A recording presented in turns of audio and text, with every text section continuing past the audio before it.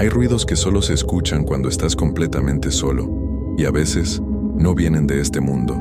Bienvenido al canal donde el miedo cobra vida y las historias no siempre terminan bien. Si te atreves a seguir escuchando, deja tu like, suscríbete y prepárate.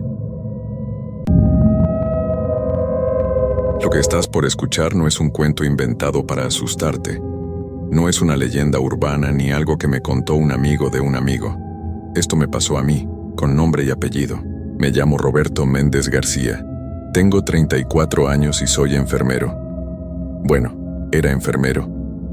Después de lo que viví aquella noche de octubre, dejé mi trabajo y me mudé de ciudad. Hay cosas que una vez que las ves, no puedes olvidar. Hay sonidos que se quedan pegados en tu cabeza como una canción molesta, solo que estos no te dejan dormir. No te dejan vivir en paz. Trabajaba en el Hospital General San Vicente en Puebla. Un edificio viejo de esos que tienen más de 60 años de historia. Estaba ubicado justo al lado del Panteón Municipal, separados apenas por una barda de concreto que con los años se había ido agrietando. Desde las ventanas del tercer piso donde yo hacía mis turnos nocturnos, podías ver las cruces y las tumbas perfectamente cuando había luna llena. A mí nunca me había molestado. De hecho, me parecía hasta poético de alguna manera. La vida y la muerte, tan cerca una de la otra. Llevaba 5 años trabajando ahí. 5 años de turnos de noche, de pasillos silenciosos, de luces parpadeantes y de ese olor a desinfectante que se te mete hasta en la ropa. Creía haberlo visto todo. Personas en sus últimos momentos, familias destrozadas, emergencias a las 3 de la madrugada. Pensaba que nada me podía sorprender ya. Qué equivocado estaba. Todo comenzó un martes. Recuerdo perfectamente que era martes porque ese día cumplía años mi hermana y yo. No pude ir a su fiesta porque tenía que cubrir el turno. Llegué al hospital como siempre, a las 9 de la noche. Mi turno terminaba a las 7 de la mañana. 10 horas que normalmente se me pasaban rápido entre revisiones, medicamentos y papeleo. Esa noche el hospital estaba más vacío que de costumbre. En todo el tercer piso, solo había 4 pacientes internados. Don Armando en la habitación 301, un señor mayor con problemas del corazón, la señora Beatriz en la 303, recuperándose de una operación de vesícula. Un joven en la 305 que había tenido un accidente de moto, nada grave, y en la 307 estaba la señora Guadalupe, una mujer de unos 70 años que había ingresado esa misma tarde con neumonía. Mi compañera de turno era Lucía, una chica joven que apenas llevaba 6 meses trabajando. Era su segundo turno nocturno y se notaba nerviosa. Me decía que el hospital de noche le daba miedo, que se escuchaban ruidos raros. Yo me reía y le decía que eran los tubos del agua, las puertas que se cerraban solas por las corrientes de aire. Cosas normales de un edificio viejo. Las primeras horas transcurrieron sin problemas. A las 11 hicimos el primer recorrido. Todos los pacientes dormían tranquilos. A las 12 menos cuarto me senté en la estación de enfermería a revisar unos expedientes. Lucía había bajado a la cafetería por un café. Fue entonces cuando lo escuché por primera vez. Un sonido que venía del pasillo, como si alguien arrastrara algo pesado, algo que raspaba contra el piso de linóleo. Un sonido lento, constante, que se acercaba poco a poco. Levanté la vista de los papeles y miré hacia el pasillo. Estaba vacío. Las luces fluorescentes parpadeaban un poco como siempre. El sonido se detuvo. Me levanté y caminé por el pasillo, revisando que todas las puertas estuvieran cerradas. Todo parecía estar en orden. Pensé que había sido mi imaginación, el cansancio jugándome una mala pasada. Volví a la estación de enfermería justo cuando Lucía regresaba con 2 cafés. Pasada la medianoche, el timbre de la habitación 307 sonó. Era la señora Guadalupe. Cuando entré, la encontré sentada en la cama, con los ojos muy abiertos, mirando hacia la ventana. Su respiración estaba agitada. Me acerqué y le pregunté qué necesitaba. Ella no apartaba la mirada de la ventana. Con voz temblorosa me dijo que había alguien afuera, mirando hacia adentro. Me acerqué a la ventana. Estábamos en el tercer piso. No había nadie. Solo se veía el cementerio a lo lejos, oscuro y silencioso bajo la luz amarillenta de los faroles. Le expliqué que debía haber sido una sombra, tal vez un pájaro o algo así. Ella negó con la cabeza. Me dijo que había visto claramente una cara pálida presionada contra el vidrio, mirándola fijamente. Le di un calmante suave y esperé hasta que se durmió de nuevo. Cuando salí de la habitación, el pasillo estaba más frío que antes, mucho más frío. Podía ver mi propio aliento. Eso era raro. El hospital siempre tenía calefacción. Me abracé a mí mismo y caminé rápido de regreso a la estación de enfermería. Lucía estaba pálida. Me contó que mientras yo estaba con la señora Guadalupe había escuchado pasos en el pasillo de atrás, ese que lleva a las escaleras de emergencia. Pasos que iban y venían, pero cuando se asomó a ver, no había nadie. Le dije que se calmara, que probablemente era el guardia de seguridad haciendo sus rondas. Pero yo sabía que el guardia siempre usaba las escaleras principales, nunca las de emergencia. Esas escaleras llevaban años sin usarse. Tenían un letrero de mantenimiento desde hacía meses. A la 1:30 de la madrugada, las luces del pasillo comenzaron a parpadear más fuerte.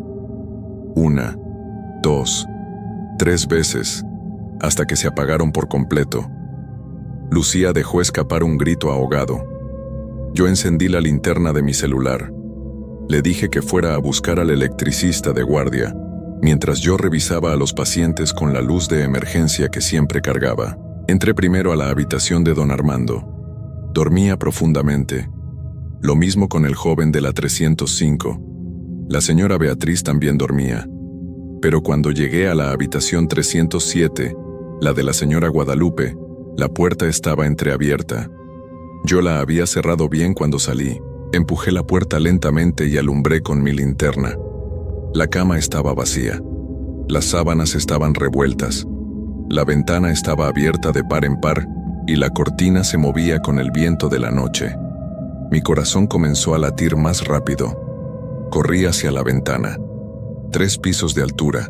Era imposible que se hubiera lanzado o salido por ahí. Salí corriendo al pasillo gritando el nombre de la señora Guadalupe. Mi voz retumbaba en las paredes vacías. Lucía llegó corriendo, asustada por mis gritos.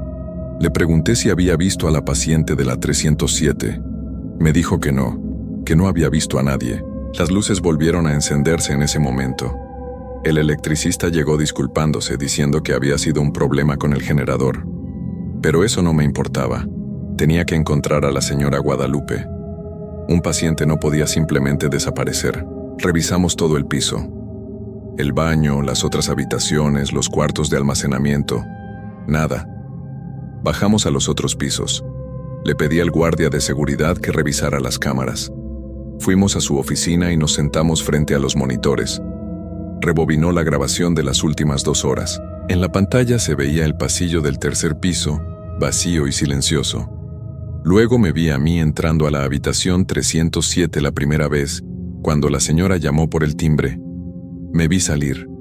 El pasillo quedó vacío de nuevo. Avanzó rápido la grabación.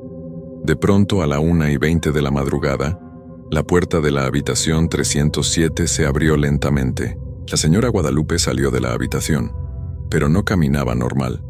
Se movía de una manera extraña, rígida, como si algo la estuviera jalando. Sus pies apenas tocaban el suelo. Caminó por el pasillo hacia las escaleras de emergencia. El guardia cambió a la cámara de las escaleras. Ahí estaba ella, bajando los escalones de esa misma manera extraña, con los brazos colgando a los lados. Llegó al segundo piso, luego al primero.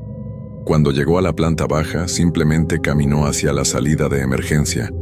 La puerta se abrió sola, sin que ella la tocara. Salió, y la puerta se cerró detrás de ella. El guardia cambió a la cámara exterior. Se veía el estacionamiento vacío, iluminado por unas cuantas lámparas. La señora Guadalupe apareció en la imagen, todavía con ese caminar raro. Se dirigió directamente hacia la barda que separaba el hospital del cementerio. Y entonces pasó algo que nos dejó helados a los 3. La señora no se detuvo en la barda. No la escaló. Simplemente siguió caminando y atravesó la pared de concreto como si fuera humo. como si no estuviera realmente ahí. La imagen la mostró del otro lado, ya dentro del cementerio, caminando entre las tumbas hasta que desapareció en la oscuridad. Lucía comenzó a llorar. El guardia se quedó mudo con la boca abierta. Yo sentí que el mundo se movía bajo mis pies. Eso no era posible. Simplemente no era posible. Llamamos a la policía. Les mostramos el video. Ellos fueron al cementerio con linternas y perros. Buscaron durante 2 horas. No encontraron nada, ni rastro de la señora Guadalupe. Al día siguiente, cuando llegó el turno de la mañana, le conté todo al director del hospital. Él revisó los expedientes. Fue entonces cuando descubrimos algo que nos puso la piel de gallina. La señora Guadalupe había sido ingresada esa tarde por su hija. Pero cuando llamaron a la hija para informarle de la desaparición, ella les dijo algo que no podía ser cierto. Su madre había fallecido 6 meses atrás.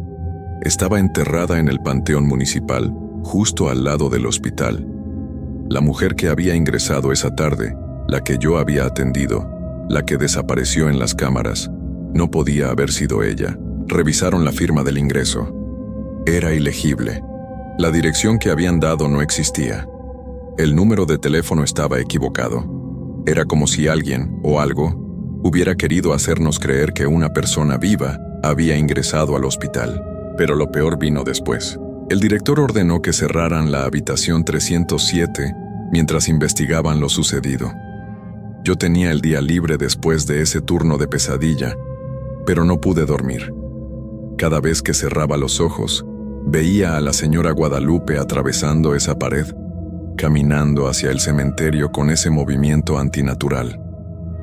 Me quedé en mi departamento, bebiendo café tras café, tratando de convencerme de que había una explicación lógica para todo, pero en el fondo sabía que no la había. 2 noches después tuve que regresar al hospital. No quería. Le había pedido a mi supervisor que me cambiara de turno, que me pusiera en el turno de día, en cualquier otro piso. Pero me dijo que no podían hacer cambios tan rápido, que tenía que aguantar al menos esa semana más. Lucía había renunciado. No volvió después de aquella noche. No la culpaba. Mi nueva compañera de turno se llamaba Patricia. Era una enfermera con más de 20 años de experiencia. Una mujer seria de unos 50 años, que no creía en nada que no pudiera explicarse con la ciencia. Le conté lo que había pasado y se rió. Me dijo que seguramente había una explicación, que quizás la señora tenía problemas mentales y había logrado escapar, que los videos debían tener algún fallo técnico. Quise creerle, de verdad quise creerle. Esa noche había 7 pacientes internados. El tercer piso estaba más lleno que el martes anterior. Me sentí un poco más tranquilo por eso. Más gente significaba que no estaríamos tan solos Patricia y yo. Las primeras horas fueron normales. Hicimos los recorridos, administramos medicamentos, revisamos signos vitales, todo rutinario. Pero conforme avanzaba la noche, esa sensación de incomodidad regresó. El aire se sentía pesado, denso. El pasillo parecía más largo de lo normal. Las sombras en las esquinas parecían moverse cuando no las mirabas directamente. A las 12:30, estaba revisando el expediente de un paciente cuando sentí un olor extraño. Un olor dulzón, como a flores marchitas mezclado con tierra húmeda. Arrugué la nariz y miré a Patricia. Ella también lo había notado. Me preguntó si no sería algo del drenaje. Le dije que tal vez, pero ese olor no era de drenaje. Era el olor de un cementerio. El olor de flores dejadas sobre tumbas viejas. El olor se fue haciendo más fuerte con el paso de los minutos. Patricia se levantó y fue a revisar los baños, pensando que venía de ahí. Yo me quedé en la estación de enfermería, tratando de concentrarme en mi trabajo. Pero no podía. Ese olor me estaba mareando, me estaba revolviendo el estómago. Entonces escuché el sonido otra vez. El mismo que había escuchado el martes. Ese arrastre lento y pesado que venía del pasillo. Me levanté lentamente de la silla y miré hacia el corredor. Las luces estaban encendidas, pero había algo raro en la forma en que iluminaban. Parecía como si la luz no llegara hasta ciertos rincones, como si hubiera manchas de oscuridad que no deberían estar ahí. El sonido se acercaba. Venía del fondo del pasillo, de donde estaba la habitación 307, esa que habían cerrado. Mi corazón comenzó a latir más fuerte. Quería moverme, quería correr, pero mis piernas no me respondían. Me quedé ahí parado, mirando fijamente hacia el pasillo, esperando ver qué era lo que producía ese sonido horrible. Y entonces la vi, una figura al final del pasillo. Era difícil distinguirla bien porque parecía que la oscuridad se concentraba alrededor de ella, pero podía ver que era una mujer. Llevaba una bata de hospital y se arrastraba. Se arrastraba por el piso usando solo los brazos, con las piernas muertas detrás de ella, produciendo ese sonido que me estaba volviendo loco. Quise gritar, pero no me salió la voz. La figura siguió arrastrándose, acercándose cada vez más. Cuando llegó bajo una de las luces, pude verle la cara. Tenía la piel grisácea, los ojos hundidos y oscuros, la boca abierta en una expresión que no era ni de dolor ni de miedo, sino algo peor. Era una expresión vacía, sin vida, como si fuera solo una cáscara, algo hueco. Patricia salió del baño en ese momento, y al verme inmóvil, mirando hacia el pasillo, volteó en la misma dirección. Se quedó paralizada también. La cosa que se arrastraba se detuvo justo frente a la estación de enfermería. Levantó la cabeza lentamente y nos miró. Esos ojos vacíos se clavaron en nosotros. Abrió la boca más de lo que debería ser posible para una persona normal, y de su garganta salió un sonido que nunca olvidaré. No era un grito, no era un gemido. Era como el viento pasando por un túnel, como el aire escapando de algo que llevaba mucho tiempo cerrado. Un suspiro largo y frío que llenó todo el pasillo. Patricia finalmente gritó. Ese grito rompió el hechizo que me tenía congelado. Agarré su brazo y la jalé hacia las escaleras principales. Corrimos sin mirar atrás. Bajamos los 3 pisos casi volando, tropezando con los escalones, golpeándonos contra las paredes. No paramos hasta que llegamos al lobby de la planta baja. El guardia de seguridad nos encontró ahí, jadeando, sudando, temblando. Nos preguntó qué había pasado. No podíamos hablar. Patricia solo lloraba y negaba con la cabeza una y otra vez. Yo traté de explicarle, pero las palabras salían atropelladas, sin sentido. Él subió con 2 guardias más que llamó por radio. Yo me quedé con Patricia. No iba a volver ahí arriba ni aunque me pagaran el doble. Pasaron 20 minutos que se sintieron como horas. Finalmente los guardias bajaron. Dijeron que no había nada, que habían revisado todo el 3er piso, todas las habitaciones, los baños, los cuartos de almacenamiento. No había nadie más que los pacientes durmiendo en sus camas. Pero cuando les pregunté por la habitación 307, la que estaba cerrada, se quedaron callados. Uno de ellos, el más joven, dijo en voz baja que la puerta estaba abierta, que adentro hacía un frío terrible, tanto que podían ver su aliento, y que en el piso había marcas húmedas, como si alguien se hubiera arrastrado desde la ventana hasta la puerta, dejando un rastro de algo que parecía tierra mojada. Patricia renunció esa misma noche. Se fue del hospital y nunca más supe de ella. Yo debía haber hecho lo mismo. Debía haber renunciado ahí mismo, haber salido corriendo y no volver jamás. Pero tenía deudas, tenía compromisos. Necesitaba ese trabajo. Así que me quedé. Durante los siguientes días pedí que me asignaran a otros pisos, a otras áreas. Me mandaron a urgencias por 3 noches. Luego a pediatría por 2 noches más. Pensé que quizás lo peor había pasado, que esas cosas, fueran lo que fueran, solo pasaban en el 3er piso. Me equivocaba. Una semana después del incidente con Patricia, me tocó cubrir un turno de emergencia en el turno de noche. Alguien se había enfermado y necesitaban que alguien lo reemplazara. Era un sábado. El supervisor me dijo que sería el último turno nocturno que tendría que hacer, que después me cambiarían definitivamente al turno de día. Solo tenía que aguantar una noche más. Llegué al hospital a las 9. El lugar estaba más vacío que nunca. Era fin de semana largo y muchos pacientes habían sido dados de alta para que pudieran pasar el tiempo con sus familias. En todo el hospital solo había 18 pacientes internados, repartidos en los 4 pisos. En el tercer piso solo había 2 pacientes esa noche. La habitación 307 seguía cerrada. Nadie había vuelto a entrar ahí desde aquella noche. Mi compañero de turno era un enfermero mayor llamado Ernesto, un hombre callado que llevaba 30 años trabajando ahí. Cuando le pregunté si sabía algo sobre los sucesos extraños en el hospital, solo asintió lentamente y me dijo que este edificio llevaba muchos años siendo testigo de cosas que la gente prefería no ver. Me contó que en los años 70, cuando él empezó a trabajar ahí, el hospital todavía recibía personas que fallecían en circunstancias extrañas. Gente que llegaba sin identificación, sin familia, que era enterrada en el cementerio de al lado en tumbas sin nombre. Me dijo que había una sección vieja del cementerio, la que estaba justo detrás del hospital, donde enterraban a todos esos desconocidos. Más de 200 personas sin nombre, sin lápida, sin flores, sin nadie que las recordara.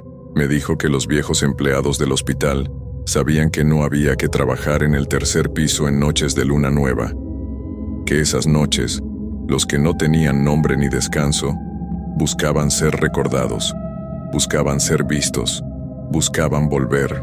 Le pregunté por qué no cerraban ese piso, por qué no hacían algo. Ernesto se encogió de hombros y me dijo que el hospital necesitaba esas habitaciones, que no podían cerrar todo un piso solo por supersticiones.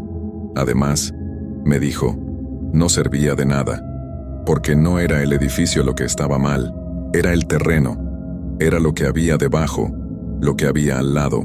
Esa noche era luna nueva. A las 11, Ernesto y yo hicimos el recorrido.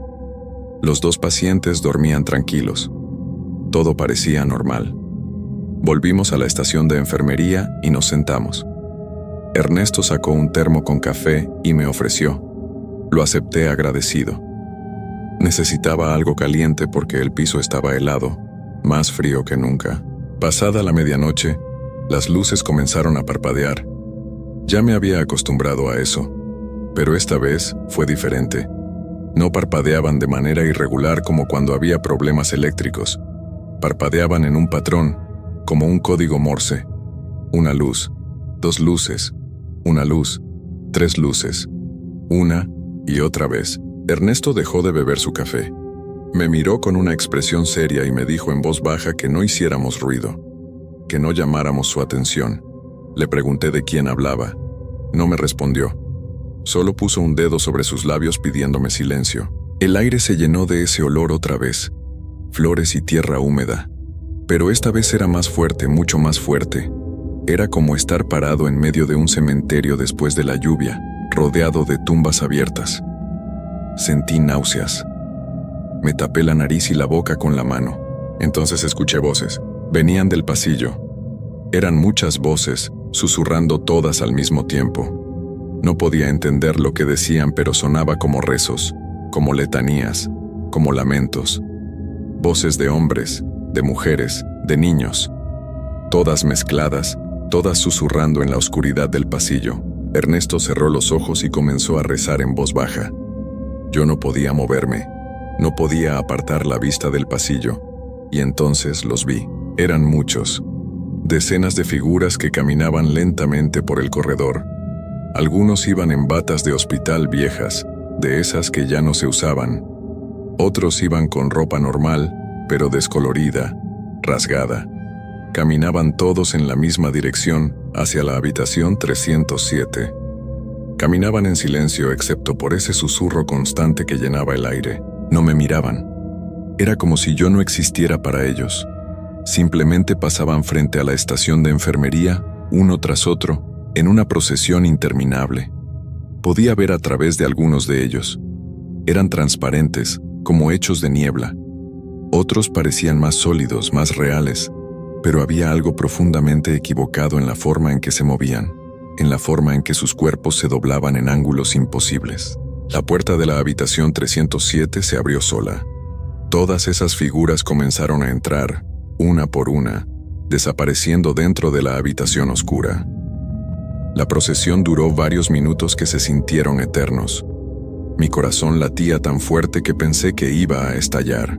Cuando el último de ellos entró a la habitación, la puerta se cerró. El susurro se detuvo. Las luces dejaron de parpadear. El olor se desvaneció lentamente. Todo volvió a la normalidad, como si nada hubiera pasado. Abrí los ojos. No me había dado cuenta de que los había cerrado. Miré a Ernesto. Él seguía rezando con los ojos cerrados. Cuando terminó, abrió los ojos y me miró. Su rostro estaba pálido y tenía lágrimas en las mejillas. Me dijo que eso pasaba cada luna nueva, que los sin nombre volvían, tratando de encontrar un lugar donde pudieran descansar, que usaban la habitación 307 como puerta porque esa habitación estaba construida justo encima de donde solía estar la morgue vieja del hospital, la que habían clausurado en los años 80. Ahí era donde preparaban los cuerpos de los desconocidos antes de enterrarlos en el cementerio. Le pregunté por qué nadie hacía nada. ¿Por qué dejaban que esto siguiera pasando? Ernesto me dijo que ya habían intentado de todo. Habían traído sacerdotes, habían bendecido el edificio, habían tratado de cerrar la habitación permanentemente. Nada funcionaba. Los sin nombre seguían volviendo, buscando ser recordados, buscando tener un nombre, buscando un descanso que nunca llegaría. Me dijo que lo único que podíamos hacer era ignorarlos, no interactuar con ellos, dejarlos hacer su recorrido y esperar a que se fueran. Si los mirabas directamente, si les hablabas, si intentabas tocarlos, ellos se daban cuenta de ti. Y cuando se daban cuenta de ti, te seguían, te buscaban. Querían que los recordaras, que dijeras sus nombres, pero nadie sabía sus nombres, y eso los ponía furiosos. El resto de la noche transcurrió en un silencio tenso. Yo no podía dejar de mirar hacia el pasillo, esperando ver algo más. Pero no pasó nada. A las 6 de la mañana, cuando comenzó a amanecer, sentí que podía respirar de nuevo. La luz del día entraba por las ventanas y todo parecía normal otra vez. Ernesto y yo terminamos nuestro turno. Cuando nos íbamos, me detuvo en la puerta y me dijo algo que no he podido olvidar. Me dijo que tuviera cuidado, que aunque había terminado mi último turno nocturno, ellos ya me habían visto. Me habían visto mirarlos, y ahora sabrían quién era yo. Le pregunté qué quería decir con eso. Me respondió que algunos de los que trabajaban de noche en ese hospital habían terminado mal. Algunos habían renunciado y se habían ido de la ciudad, como Lucía y Patricia. Otros habían tenido accidentes extraños, y algunos simplemente desaparecieron, sin dejar rastro, como si nunca hubieran existido. No le creí. No quise creerle. Esa mañana llegué a mi casa, me di una ducha larga y me fui directo a la cama. Dormí todo el día y toda la noche. Cuando desperté, era domingo por la tarde. Me sentía mejor. Convencí a mí mismo de que todo había sido el cansancio, el estrés, mi imaginación jugándome trucos, pero entonces comencé a notar cosas extrañas. Al principio eran cosas pequeñas. Llegaba a casa después del trabajo y encontraba puertas abiertas que yo recordaba haber cerrado, objetos que no estaban donde los había dejado, la televisión encendida cuando yo estaba seguro de haberla apagado. Pensé que era mi memoria, que estaba tan cansado que no recordaba bien las cosas. Pero luego comenzaron las llamadas. Mi teléfono sonaba en la madrugada, siempre entre las 2 y las 3 de la mañana. Cuando contestaba, solo había silencio.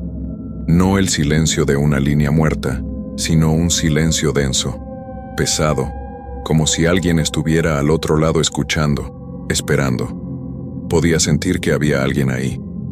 A veces, si ponía mucha atención, podía escuchar una respiración muy leve, o ese susurro lejano, como el que había escuchado en el hospital. Dejé de contestar después de la tercera noche, pero el teléfono seguía sonando. 1, 2, 3 veces cada madrugada, siempre a la misma hora. En mi nuevo turno de día en el hospital todo parecía normal.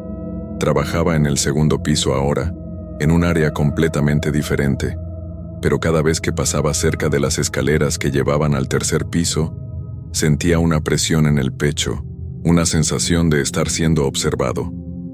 Más de una vez me detuve y miré hacia arriba, hacia esas escaleras, y juraba ver una sombra moviéndose allá arriba, Aunque sabía que no podía haber nadie, los otros enfermeros comenzaron a notar que algo andaba mal conmigo. Me preguntaban si estaba bien, si estaba enfermo. Me veía en los espejos y me asustaba mi propio reflejo. Tenía ojeras profundas, había perdido peso, mi piel se veía grisácea. Me parecía cada vez más a esas figuras que había visto en el pasillo aquella noche. Una tarde, 2 semanas después de mi último turno nocturno, estaba revisando unos expedientes en el archivo del hospital. Era un sótano viejo y húmedo donde guardaban los registros antiguos. Necesitaba información de un paciente que había estado internado hacía años. Mientras buscaba entre las cajas polvorientas, encontré algo que me heló la sangre. Era un expediente viejo, de 1978. El papel estaba amarillento y quebradizo. Lo abrí con cuidado y lo que vi me quitó el aire de los pulmones. Era el expediente de una paciente llamada Guadalupe Ramírez. Había ingresado por neumonía. En la fotografía adjunta, borrosa y en blanco y negro, estaba la misma mujer que yo había atendido aquella noche. La misma cara, la misma expresión. El expediente decía que había fallecido durante su estancia en el hospital y que su cuerpo había sido reclamado por familiares para ser enterrado en el panteón municipal. Pero había algo más. En las notas finales, escritas con una letra temblorosa, un doctor había anotado algo extraño. Decía que la paciente había desaparecido de su habitación en el 3er piso durante la noche, que la encontraron horas después caminando por el cementerio, en estado de shock, que cuando la trajeron de vuelta, ella no recordaba nada y seguía insistiendo en que debía regresar, que los demás la estaban esperando. Falleció 2 días después. La habitación donde estuvo internada era la 307. Sentí que el sótano se cerraba sobre mí. El aire se volvió denso y pesado. Ese olor apareció de nuevo, flores marchitas y tierra húmeda. Dejé caer el expediente y salí corriendo de ahí. Subí las escaleras de 2 en 2, desesperado por llegar a la luz del día, por estar rodeado de gente. Esa noche no pude dormir. Me quedé despierto en mi sala con todas las luces encendidas. Cada sombra me parecía amenazante. Cada ruido me hacía saltar. A las 2 de la mañana, mi teléfono sonó. Esta vez no era una llamada. Era un mensaje de texto de un número desconocido. Solo decía 3 palabras. Recuérdanos, 3er piso. Mi mano temblaba tanto que casi tiro el teléfono. Borré el mensaje inmediatamente, pero seguía viéndolo cada vez que cerraba los ojos. Recuérdanos. Como si fuera una súplica. Como si fuera una orden. Los días siguientes fueron una pesadilla. Comenzó a aparecer esa tierra húmeda en lugares imposibles. La encontraba en el suelo de mi departamento cuando llegaba del trabajo, en mi cama cuando me levantaba por las mañanas. Pequeñas cantidades, como si alguien hubiera entrado con zapatos sucios. Pero yo vivía solo. Había cambiado las cerraduras. No había forma de que alguien pudiera entrar. Una noche desperté porque sentí que había alguien más en mi habitación. Abrí los ojos lentamente, aterrorizado de lo que podría ver. Al pie de mi cama había una figura de pie, inmóvil. Era transparente, casi invisible en la oscuridad, pero podía ver su silueta. Me miraba. No podía ver su cara claramente, pero sabía que me estaba mirando directamente. Quise gritar, pero no me salió la voz. Cerré los ojos con fuerza, rogando que cuando los abriera no hubiera nada. Conté hasta 10. Cuando volví a abrir los ojos, la figura seguía ahí, pero ahora estaba más cerca. Había avanzado sin hacer ruido, sin que yo lo notara. Estaba junto a mi cama. Sentí una mano fría tocar mi frente. Era como hielo quemando mi piel.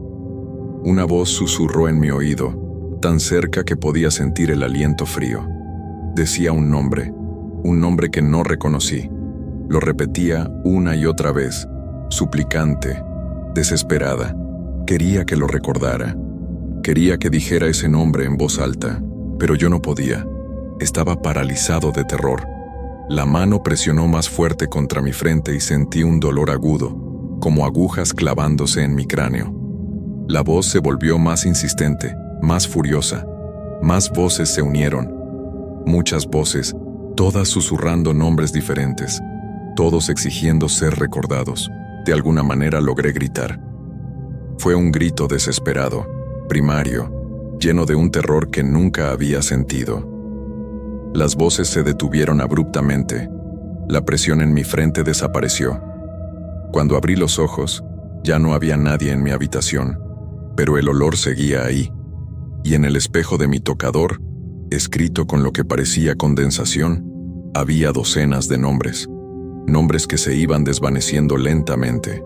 Al día siguiente fui con el director del hospital y renuncié. No le di explicaciones, no le conté nada. Simplemente le dije que me iba y que no volvería. Él trató de convencerme de que me quedara. Me ofreció mejor sueldo, mejores horarios. Le dije que no, que nada de lo que me ofreciera me haría quedarme. Empaqué mis cosas esa misma tarde. Llamé a mi familia y les dije que me mudaría a otra ciudad. No les dije por qué. Solo les dije que había conseguido una mejor oportunidad. Dejé Puebla 2 días después. Me fui a Guadalajara, lo más lejos que pude del Hospital San Vicente y del Panteón Municipal. Pero fue inútil, porque esa noche, en mi nuevo departamento a cientos de kilómetros de distancia, mi teléfono sonó a las 2 de la mañana. Cuando miré la pantalla, era el número del hospital. Dejé que sonara hasta que dejó de hacerlo. Pero 1 minuto después sonó de nuevo. Y otra vez. Y otra vez. Finalmente lo apagué. Me senté en la cama temblando, tratando de convencerme de que todo terminaría, que eventualmente me dejarían en paz. Pero entonces escuché ese sonido, ese maldito sonido que había escuchado por primera vez aquella noche en el hospital. El sonido de algo arrastrándose, algo pesado raspando contra el piso. Venía del pasillo afuera de mi departamento. Lento, constante, acercándose cada vez más a mi puerta. Me levanté de la cama sin hacer ruido y caminé hacia la puerta. Miré por la mirilla. El pasillo estaba vacío, pero el sonido seguía ahí, cada vez más cerca. Entonces la puerta de mi departamento comenzó a vibrar. Algo la estaba tocando del otro lado. No era un golpe. Era más como si algo estuviera presionando contra ella, tratando de sentir lo que había adentro. El picaporte comenzó a moverse lentamente. Yo había cerrado con llave. Había puesto el seguro. Pero el picaporte seguía girando. Me alejé de la puerta, tropezando con mis propios pies. Las luces de mi departamento comenzaron a parpadear. Ese olor llenó el aire. Y entonces, debajo de la puerta, comenzó a filtrarse tierra. Tierra húmeda, oscura, que se extendía por el piso como dedos buscando algo. Corrí hacia la ventana, pero estaba en un 5º piso. No había salida. Me acurruqué en una esquina de mi habitación, cubriéndome la cabeza con las manos, rezando, llorando, suplicando que me dejaran en paz. Las voces regresaron, más fuertes que nunca. Docenas, cientos de voces susurrando nombres. Nombres de personas olvidadas, enterradas sin lápidas, sin flores, sin nadie que las llorara. Querían que las recordara. Querían que dijera sus nombres. Querían que supiera que habían existido. Y entonces entendí la horrible verdad. Había visto algo que no debía ver. Había sido testigo de su existencia. Y ahora estaba marcado. Estaba conectado a ellos de una forma que no podía romper. No importaba a dónde fuera, no importaba qué tan lejos corriera. Ellos me seguirían, me buscarían, porque yo era la única persona viva que sabía que existían, el único que podía recordarlos. Eso fue hace 3 años. He intentado todo. He ido con sacerdotes, con curanderos, con cualquiera que dijera poder ayudarme. Nada ha funcionado. Cada noche es lo mismo. Las llamadas, los susurros, las sombras que se mueven en las esquinas, la tierra que aparece en lugares donde no debería estar, los nombres escritos en los espejos, las figuras que veo paradas al pie de mi cama cuando me atrevo a cerrar los ojos. He dejado de dormir bien. He perdido más de 20 kilos. La gente me mira en la calle y se aparta. Sé que tengo el mismo aspecto que aquellas figuras que vi en el hospital. Me estoy convirtiendo en uno de ellos. Puedo sentirlo. Es como si algo dentro de mí se estuviera apagando lentamente, como si mi vida se estuviera filtrando gota a gota. Anoche tuve un sueño. Estaba de vuelta en el hospital, en el 3er piso, Caminaba por el pasillo hacia la habitación 307. La puerta estaba abierta. Adentro estaba oscuro, pero podía ver figuras moviéndose en las sombras. Me llamaban. Me decían que era hora de unirme a ellos, que ya era uno de ellos, que mi nombre pronto sería olvidado también. Cuando desperté, estaba parado frente a mi puerta de entrada. No recuerdo haberme levantado de la cama. No recuerdo haber caminado hasta ahí. Pero ahí estaba, con la mano en el picaporte, a punto de abrir la puerta. No sé a dónde iba, o tal vez sí lo sé. Tal vez iba de regreso al hospital, de regreso al tercer piso, de regreso a la habitación 307, porque esa es la cosa con los sin nombre. Una vez que te encuentran, una vez que te marcan, no te sueltan. Te jalan poco a poco hacia ellos hasta que cruzas esa línea entre la vida y lo que sea que ellos son. Y yo puedo sentir que estoy cada vez más cerca de esa línea. Ya no salgo de mi departamento. He dejado mi trabajo como enfermero. Mis amigos han dejado de llamar. Mi familia cree que estoy teniendo una crisis nerviosa. Tal vez tengan razón, o tal vez simplemente no pueden ver lo que yo veo. No pueden escuchar lo que yo escucho. Esta noche es luna nueva otra vez. Puedo sentirlo en el aire. Esa tensión que precede a su llegada. El teléfono ya comenzó a sonar aunque apenas son las 8 de la noche. El olor a flores marchitas y tierra húmeda está llenando mi departamento. Y puedo escuchar ese sonido otra vez. El arrastre. Se acerca por el pasillo. Esta vez creo que no voy a correr. Estoy cansado. Tan cansado. Tal vez si abro la puerta, si los dejo entrar, si finalmente digo sus nombres en voz alta, me dejen descansar. O tal vez me conviertan en uno más de ellos. Otro sin nombre. Otro olvidado. Otro que camina por los pasillos del Hospital San Vicente en las noches de luna nueva, buscando a alguien que lo recuerde. La puerta está temblando ahora. El picaporte está girando. Y yo estoy sentado aquí, escribiendo esto, dejando un registro de lo que me pasó. No por mí, sino por si acaso alguien más comete el mismo error que yo. Si alguien acepta un turno de noche en el Hospital San Vicente, si alguien ve cosas que no debería ver, no los mires, no los escuches, y por todo lo que más quieras, no trates de ayudarlos, porque una vez que lo haces, una vez que reconoces su existencia, te reclaman como suyo. La puerta se está abriendo. Puedo ver las sombras entrando. Puedo escuchar sus voces más claras que nunca, y entre todas esas voces, escucho una nueva, una que me resulta familiar. Tarda un momento, pero finalmente la reconozco. Es mi propia voz, susurrando mi propio nombre. Roberto Méndez García. Una y otra vez, como si ya me hubiera unido a ellos, como si ya fuera solo otro nombre más en la lista interminable de los olvidados. Las figuras me rodean ahora. Siento sus manos frías tocando mi piel. Una de ellas me toma del brazo y me jala suavemente. Me está invitando a levantarme, a acompañarlos. Sé a dónde vamos. De regreso al hospital. De regreso al tercer piso. De regreso a donde todo comenzó. Y lo peor de todo es que una parte de mí quiere ir. Quiere terminar con esta agonía. Quiere encontrar ese descanso que ellos nunca pudieron tener. Aunque signifique convertirme en una sombra. Aunque signifique ser olvidado. Me estoy levantando ahora. Mis piernas se mueven solas. Camino hacia la puerta abierta. El pasillo afuera está lleno de ellos. Cientos de figuras esperando. Me hacen espacio entre sus filas. Me integro a la procesión. Caminamos en silencio. Bajamos las escaleras. Salimos a la calle. La gente no nos ve. Pasan a nuestro lado como si no existiéramos. Tal vez realmente no existimos ya. Tal vez somos solo ecos. Memorias de personas que alguna vez fueron. Reconozco el camino aunque nunca lo he recorrido desde aquí. Vamos hacia el norte. Hacia Puebla. Hacia el hospital. Llevará horas llegar caminando, pero no importa. Tenemos todo el tiempo del mundo. O tal vez ya no tenemos tiempo en absoluto. El cielo está oscuro. Luna nueva. Perfecta para que los sin nombre caminen por las calles sin ser vistos. Somos muchos. tantos que si alguien pudiera vernos, pensaría que es un desfile, una procesión interminable de almas perdidas, marchando hacia un destino que conocen bien, y en el centro de todos ellos, camino yo. Roberto Méndez García, 34 años, enfermero, o lo que solía ser. Ahora no sé qué soy, no sé si sigo vivo, o si ya crucé esa línea.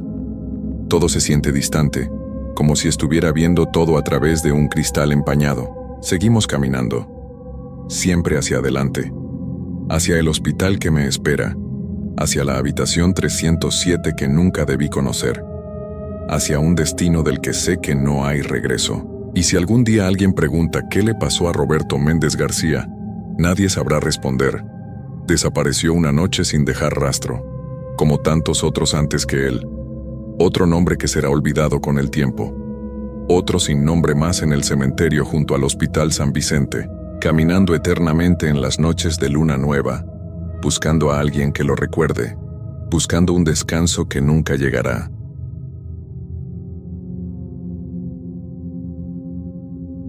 Lo que voy a contarles sucedió hace años, cuando vivía en un pequeño pueblo rural, un lugar tan aislado que parecía sacado de una historia antigua, lleno de misterio y superstición. Como en muchos pueblos pequeños, las historias de brujas y seres oscuros formaban parte del folclore, algo que se contaba a los niños para asustarlos, pero que nunca creímos en serio. Sin embargo, lo que experimenté allí me hizo cuestionar todo lo que pensaba sobre esas leyendas. Les hablaré de la noche que descubrí que algunas historias son mucho más que meros cuentos. Mi nombre es Laura, y nací y crecí en un pueblo olvidado por el mundo, rodeado de montañas y bosques imponentes. Aunque parecía un lugar encantador, había algo extraño en su gente, un aire de desconfianza y silencio que, con el tiempo, llegué a notar. Desde pequeña escuché historias sobre la vieja del bosque, una mujer que vivía en una cabaña aislada y que, según decían, practicaba magia negra. Nadie en el pueblo se atrevía a acercarse a su casa, y siempre había una advertencia a los niños de no ir al bosque o la vieja te atraparía. A medida que fui creciendo, las historias de la vieja y las brujas me parecieron solo leyendas y supersticiones sin fundamento. Pensaba que era solo una forma de asustar a los niños. Sin embargo, todo cambió una noche de otoño cuando tenía 19 años. Era una noche fría, como cualquier otra en esa época del año. Me encontraba en casa de una amiga, Ana, cerca de la plaza del pueblo, cuando el tema de conversación giró hacia la vieja del bosque. Los chicos del pueblo, especialmente los más jóvenes, bromeaban sobre ir a su cabaña, algo que parecía ser una tradición entre ellos. Nadie realmente creía en lo que decían, pero las historias siempre salían a flote, y alguien mencionó que últimamente se habían visto luces extrañas cerca de la cabaña en la oscuridad. Nos reímos como siempre lo hacíamos, pero en el fondo, algo me inquietaba. Esa misma noche, mientras regresaba a casa, tomé el camino que atravesaba el bosque. No sé por qué. Algo dentro de mí me empujó a caminar por allí, como si una fuerza invisible me estuviera llamando. El viento susurraba entre los árboles y las hojas crujían bajo mis pies. Cuando llegué a la entrada del bosque, algo me hizo dudar. No era un lugar en el que me sintiera cómoda a esas horas, pero una especie de impulso me llevó a seguir adelante. A medida que avanzaba, el aire se volvía más pesado, y la sensación de estar siendo observada crecía. La luz de la luna apenas penetraba entre los árboles, creando sombras que parecían moverse. No había sonidos de animales, lo cual era extraño, porque el bosque siempre estaba lleno de vida. Fue entonces cuando escuché un murmullo algo bajo y distante, que me heló la sangre. Al principio pensé que era el viento, pero el susurro se hacía más claro. Era como si alguien me hablara en un idioma que no comprendía. Mi cuerpo se tensó y un escalofrío recorrió mi espalda. Seguí caminando, aunque mi mente me advertía que no lo hiciera. El murmullo se convirtió en risas bajas, como si varias personas estuvieran cerca de mí. Finalmente llegué a una zona más despejada, y allí, entre los árboles, pude ver la cabaña. Estaba iluminada por una luz tenue de un color rojizo. En ese momento mi instinto me dijo que debía irme, pero no pude. Algo me retenía. Me acerqué más, lo suficiente para ver las sombras moverse en su interior. La figura de una mujer, de cabello largo y blanco como la nieve, apareció por la ventana. Sus ojos brillaban con una intensidad antinatural, como si ardieran con fuego. No puedo describir lo que sentí en ese momento, porque no era miedo, era algo mucho más profundo, una sensación de que algo estaba mal, de que esa mujer no era humana. Era como si el mismo aire estuviera cargado de una energía oscura. De repente la puerta de la cabaña se abrió. La vieja apareció en el umbral mirándome fijamente. Me sentí paralizada, incapaz de moverme. «¿Qué buscas en mi bosque, niña?», dijo con una voz que sonaba como si viniera de muy lejos, como si todo el bosque hablara a través de ella. Intenté dar un paso atrás, pero mis piernas no respondían. Solo pude quedarme allí, atrapada por su mirada, como si estuviera bajo algún tipo de hechizo. «Sabía que vendrías», dijo, como si me hubiera estado esperando. «El bosque te ha llamado. Ya no puedes irte». Con esas palabras, un escalofrío recorrió mi cuerpo. Sentí como si la tierra bajo mis pies se abriera, como si la realidad misma comenzara a desmoronarse. En un parpadeo, la cabaña desapareció de mi vista, y lo único que quedaba era la oscuridad y el murmullo de los árboles. Intenté gritar, pero no podía hacer sonido alguno. De repente me encontré en una parte diferente del bosque, mucho más profundo de lo que había estado antes. No sabía cómo había llegado allí, pero era como si el tiempo se hubiera distorsionado. Los árboles parecían moverse, y las sombras tomaban formas extrañas, humanas casi, que se deslizaban por entre los troncos. Sentí que algo o alguien me seguía, aunque no podía verlos. Era como si el mismo bosque se estuviera cerrando sobre mí. Con esfuerzo, logré volver sobre mis pasos y encontrar el camino de vuelta a la aldea. Cuando llegué a casa, la primera luz del amanecer comenzaba a asomarse, pero el miedo seguía allí. Mi mente estaba confundida, pero mi instinto me decía que no debía contarle a nadie lo que había vivido esa noche. Algo en mi interior me decía que no debía mencionar a la vieja, ni al bosque. Me sentía marcada, como si hubiera cruzado una línea que no debía haber cruzado. A partir de esa noche, las desapariciones comenzaron de nuevo. Jóvenes del pueblo, que en su mayoría estaban relacionados con las bromas sobre la vieja, comenzaron a desaparecer. Al principio, todos pensaron que se trataba de simples fugas o accidentes, pero la gente comenzó a desaparecer una y otra vez. El miedo se apoderó del pueblo, y las miradas sospechosas se dirigían hacia la vieja del bosque. Nunca volví a acercarme a esa cabaña. Aunque traté de convencerme de que todo lo que vi fue producto de mi mente, sé lo que experimenté. Esa mujer no era humana, y el bosque no era un simple conjunto de árboles. Había algo mucho más antiguo y peligroso allí. La vieja seguía acechando el bosque, y aquellos que se atrevían a desafiarla, o incluso a entrar en su territorio, no regresaban. Me mudé del pueblo poco después, pero las pesadillas nunca desaparecieron. A veces por las noches, cuando el viento sopla fuerte y la oscuridad es profunda, siento que esa mirada, esos ojos ardientes me siguen. La gente del pueblo ahora habla de mí como si fuera una advertencia. Algunos dicen que la vieja nunca olvida a los que se acercan demasiado a su cabaña. Pero yo sé la verdad. Algunas leyendas no son solo historias, son advertencias.